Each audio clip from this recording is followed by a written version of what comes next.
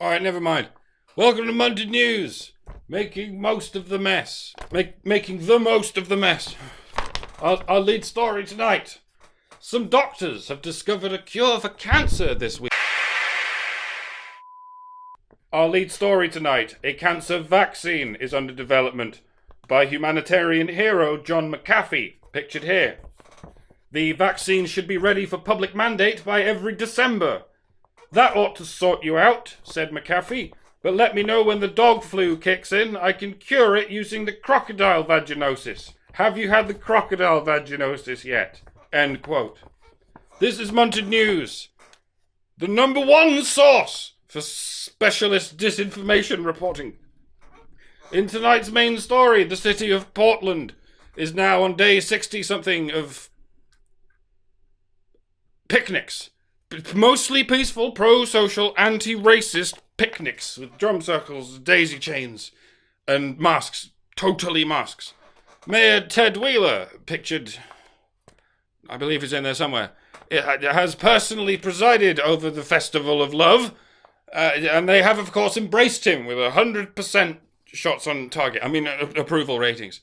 In the meantime, Trump, boo, has ordered the Federal Army and the Deep Navy and SEAL Team 666 and Mossad to barge into the city and start dumping tons of water on it for no reason. That's right, Trump is waterboarding the innocent persons and personettes and personixes of Portland, just dragging random old ladies and breastfeeding mothers and drowning them in the back of a panel van while Russian men wank. And China! Yeah, doing the same thing to China, flooding it with tons upon tons of white supremacist water and drowning thousands. What? Oh, everything is fine in China. Nothing is there. They're running as smoothly as any utopia can. There's no water in China. There's just right. There's news from the UK now. In Bristol, the nefarious authorities have continued their racist pattern of deplatforming Black Lives Matter activists, pictured here. As you can see, this unlawful gathering of yellow vest rioters began surrounding this peaceful protester and then proceeded to lynch her, in broad daylight no less. Her body already stiff and catatonic from the trauma of being covered in black paint. Having previously been covered in yellow writing, having previously been covered in black paint, having previously been covered in yellow writing. And the authorities did nothing to stop any of this.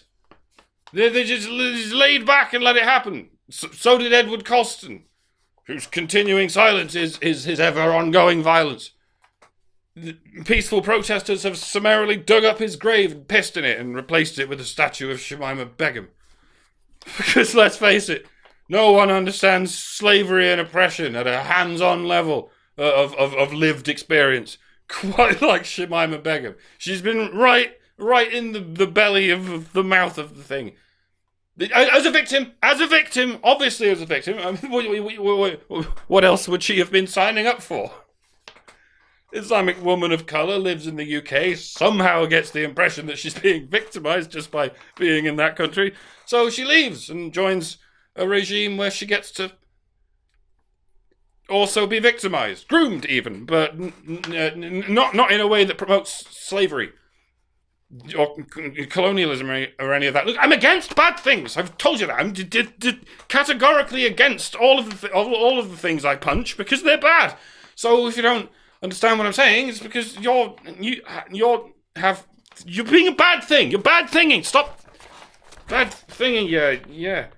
All right. Our top story tonight: a men's rights activist was murdered by a man. Wait, what? God, that can't be right. The top story tonight. A men's rights activist has murdered a man. Alright. Our top story tonight. A men's rights murderer has committed a misogynist attack. You go, that is how you news. In the early hours of the current week, a masked man arrived at the... Is that all we have? A masked man. Because that could be literally any man right now, including the actual FedEx guy. You might as well say a man with an entitled and intimidating stare, engaging in aggressive eye contact. Yeah, that's any man you care to single out for whatever reason. Just saying, just in case there's anyone out there more concerned with the male gaze than with criminals committing crimes. Like... We're gonna have a lot more trouble solving crimes, aren't we? And there's gonna be a lot more crimes now that criminals can simply dress like criminals and blend in perfectly anywhere, just like they've always wanted. Why? It's the gangster's paradise we've always dreamed of. For real this time. Like, how much more death and hospitalization might we possibly be risking in our attempts to avoid the possibility of risking it? It really feels like we haven't thought this through. Is anyone else getting that feeling? But yeah, it's just feelings at the end of the day. It's just what it feels like. What it looks like is someone out there really has thought this through. Is it a coincidence that the same authority is trying to force everyone to dress like criminals are also incentivizing criminals to amass in city centres and commit crimes? They will call you dangerous if you don't dress like a dangerous thug. And they will call you a peaceful protester if you act like a dangerous thug. See what I mean? It looks like someone out there is spending a hell of a lot of time and effort and possibly money trying to cause mass chaos. But it feels like this is merely part of some kind of emergent cycle that our incompetence has left us unable to escape. It's bad times caused by weak people, caused by good times, caused by strong people, caused by bad times, etc. I did you the service of degendering that little adage there for anyone who's still stuck at the starting blocks.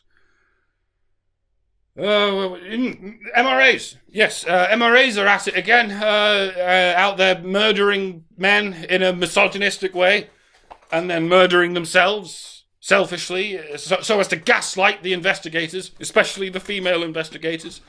We spoke to an expert on men's rights, feminist Professor Gillian Cunterblast, who went on to pull down her leggings and defecate on the news desk, chanting, "Rape this, incels," while gathering handfuls of the aforementioned medical debris and flinging it into her own berry brown face.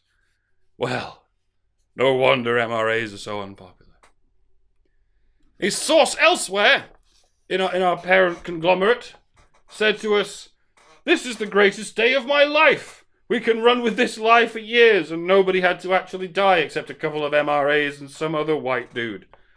And just like that, nobody will care anymore about the billionaires or the paedophiles or the billionaire paedophiles. You're not recording any of this, are you?" End quote. Speaking of not of that, Clahane has killed herself. What? No. That's I don't even know. That's how that's. Okay, redacted spoke to redacted this week and told us she has no plans to redacted herself at any point in the near redacted. She has made the arbitrary and unilateral decision to keep her mouth shut until, I don't know, November. At which point we'll be at or around the 4th spike in COVID cases and all elections will be listed as non-essential. We're saving lives, and that means everything is non-essential, except violent riots. Basically, we've decided democracy is all this big brouhaha, and it would be altogether cheaper if we had a purge system.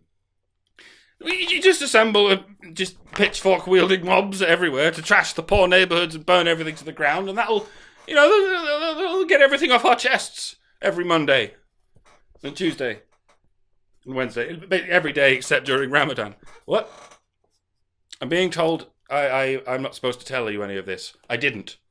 I did not tell you that it wouldn't happen. This is Munted News, and it's only hand sanitizer. Sorry? Where are we now? Right. It's only a mask. Hamza Yusuf, pictured here, is a numpty. That is all. Mass shooter Alec McKinney. What? Oh, that's the worst misspelling of Alec Manassian I've ever seen. My. MRA incel Alec Manassian said in a recent statement, "I did it because they're always maligning and ostracizing people like me. You get what you effing deserve." Well, scum, ladies and gentlemen. Oh, clearly scum. Clearly opaque scum. We warned you. We all warned you what would happen if you glorify these degenerate practices, but you didn't listen. You didn't listen. And you get what you... Bad thing! Fascism, Black Lives Matter, shut up. Garrett Foster? Nope, that's... I'm not quite prepared to admit that's a real person just yet. Roger. Elliot Roger. That's, yeah, there must be. Okay, so Elliot Roger, pictured here. Nope. I painted myself into all sorts of corners there. Bail. Right, news and tech now. The website Twitter has once again been forcibly hacked. For as much as 12 hours now, blue checkmark accounts have been pandering to some money laundering scheme or other, and Kanye West's account has been producing random strings of incoherent... What? Oh. Well, at least Twitter isn't racist against minorities like all those right-wing social medias. What? That's just Jews. That is... What? Don't take blood money from Saudi royals. What do you think was going to happen? But, yeah, Twitter, to make amends for its mistreatment of Jews, has begun just now purging its ranks of the anti-Semites who are at risk of voting wrong. Cancellations include a popular loudmouth thug named Willie, pictured here.